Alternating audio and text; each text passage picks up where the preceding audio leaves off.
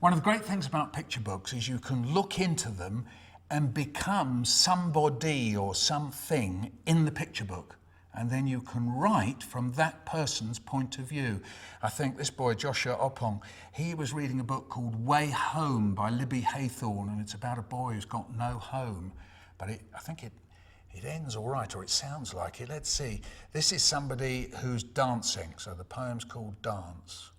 I don't think about it. My body already knows what to do. My head's in the music. There's no turning back. Every eye on me as I spin and jump. This is what I do. I dance. I see other people on the street doing their signature move. I try to copy but fail. However I get up, I try to do it again, and again until I get it right. I won't give up. I'll try my best. This is what I do. I dance. When I go to dance club, I express my true feelings. I show my true self. I show my talent for dance. This is what I do. I dance.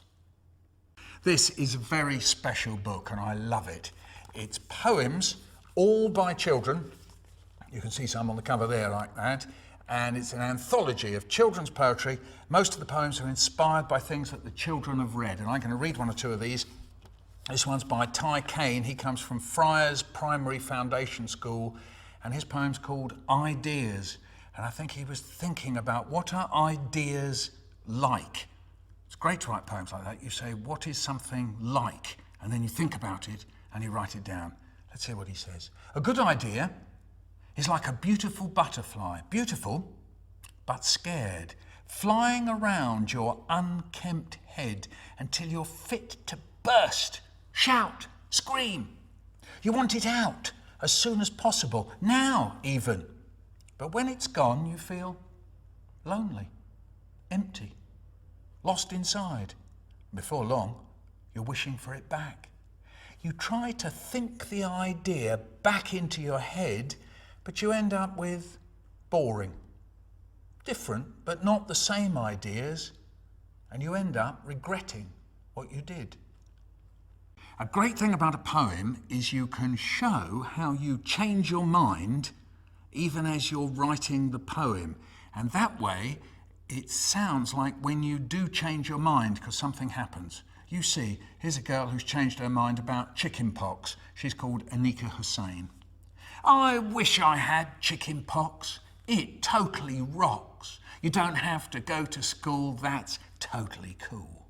You can lay in bed or watch TV or have a smoothie. I wish I had chicken pox. I've got chicken pox. Wee-hee! I don't have to go to school. Woohoo! I've got chicken pox. Now it's itchy. Now it's scratchy. Now it's red all over. I wish I didn't have chicken pox. I was thinking about books and imagining that what if things in books could come alive and grab you and take you into the book? So this is what I've written. I opened a book and a hand fell out. I turned a page and heard a shout. I'm lost in a wood. My mother's no good. I couldn't bear to look, so I closed the book. But the girl called out, don't leave me here. I need you to help me. I was cold with fear, so the book stayed shut. I put it back on the shelf, put it out of my mind, but then it opened itself. Right there in front of me, it opened up wide, and I heard a voice say, come inside. The hand that fell out jumped back in the book. The girl inside gave me a long, cool look, and before I knew it, I was in that wood, running and running as fast as I could, running and running as fast as I could, running and running as fast as I could, running and running as fast as I could. People quite often say to me, why do you write? What's it for? And I've decided that the main reason why I write is because writing is like a friend. At the piece of paper in front of you, you can talk to it, you can say anything you like. So I thought more and more about that, and I thought in the end, I've got to write about this, I've got to write about writing. So this is called The Space on the Page. The space is a friend. I tell it what hurts. I tell it why I'm not good. The space is a friend. I tell it the bother I'm in. It won't let me tell lies. The space looks at me, it never says I'm bad, it never says I'm good, it never asks me the kinds of questions I don't know the answer to. The space never shames me, the space never laughs at me. When there's something in my head making me sad or wild, the space takes it. The space takes it till it's a space no more, till it's full of what I wanted to say, till it's full of what I didn't know I wanted to say. Then it's there in front of me, talking of how I am, so the bother or the sadness or the wildness can be quiet for a while. Tell me that's not a friend. I don't think so. That's a friend. I was out with some boys and girls by the side of the River Thames, and over the River Thames is a railway bridge called Hungerford Bridge, and if you stand underneath it, you hear the trains going over, and we were standing under there, and a train came over, and it made an enormous noise. Da-lun, da-lun, da-lun. In fact, it made so much noise, we were all shaking, and then I went over and I put my hands on the bridge, and you could feel the train.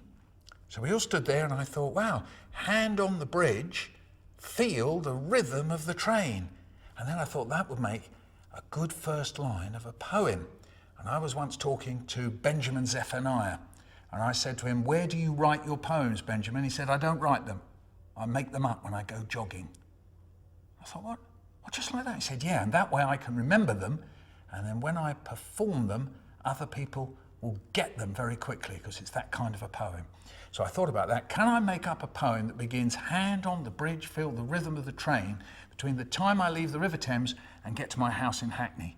And so that's what I did. I sat on the tube and I made up a poem, and it went like this. Hand on the bridge, feel the rhythm of the train. Hand on the window, feel the rhythm of the rain. Hand on your throat, feel the rhythm of your talk. Hand on your leg, feel the rhythm of your walk. Hand in the sea, feel the rhythm of the tide. Hand on your heart, feel the rhythm inside. Hand on the rhythm, feel the rhythm of the rhyme. Hand on your life, feel the rhythm of time. Hand on your life, feel the rhythm of time. Hand on your life, feel the rhythm of time. Who do words belong to? Do they belong to writers? Do they belong to politicians? Do they belong to famous people, clever people? Well, yes, they belong to all those people, but they actually belong to everybody. And I thought I'd like to write a poem that is about how words belong to everybody. I've made up lots of people in here that they belong to, but of course you could add lots more verses to this. It goes like this. In the beginning was the Word, and the Word is ours. The name of places, the names of flowers, the names of names, words are ours.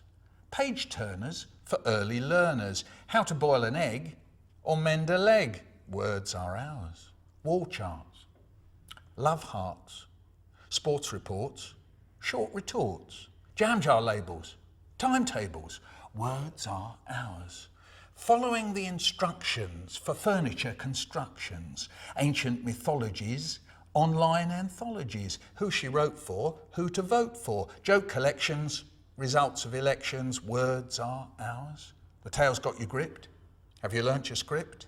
The method of an experiment, ingredients for merriment, waiting for your text, what's next, print media, Wikipedia, words are ours. Subtitles on TV, details on your CV, book of great speeches, guide to the best beaches, looking for chapters on velociraptors, words are ours. The mystery of history, the history of mystery, the views of news, the news of views, words to explain, the words for pain, doing geography, autobiography, Arabian Nights, fighting for your rights, what to do in payphones, goodbyes on gravestones, words are ours.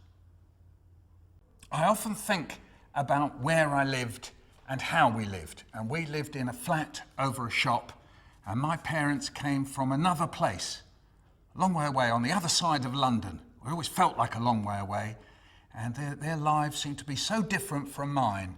So I sat there and thought about that, and I've called this one Our Flat.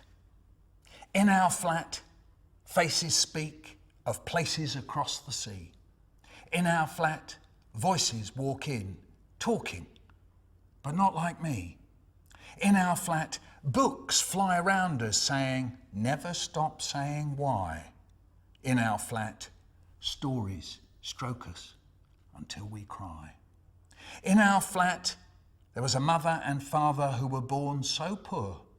They told us even if we now have more, no one is worse than you. Things could be fair if we learnt how to share. And they sang a sweet song that said, war is wrong.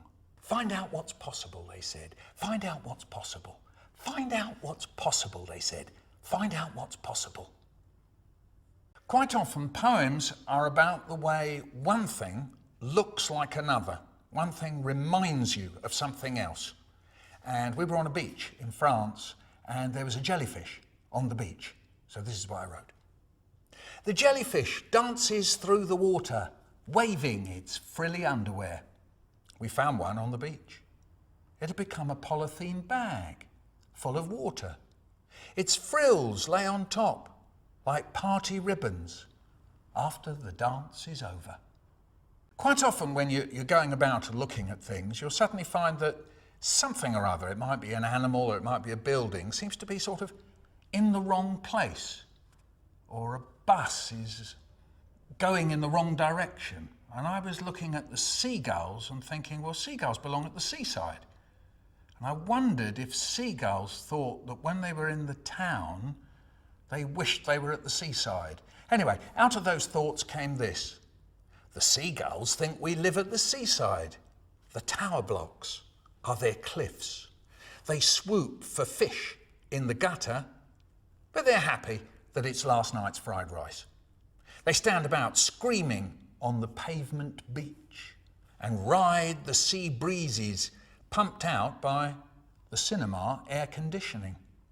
They hover over the waves of cars, and if you stare at them wondering what they're doing so far from home, they stare back. This is our home now. That kebab is a crab.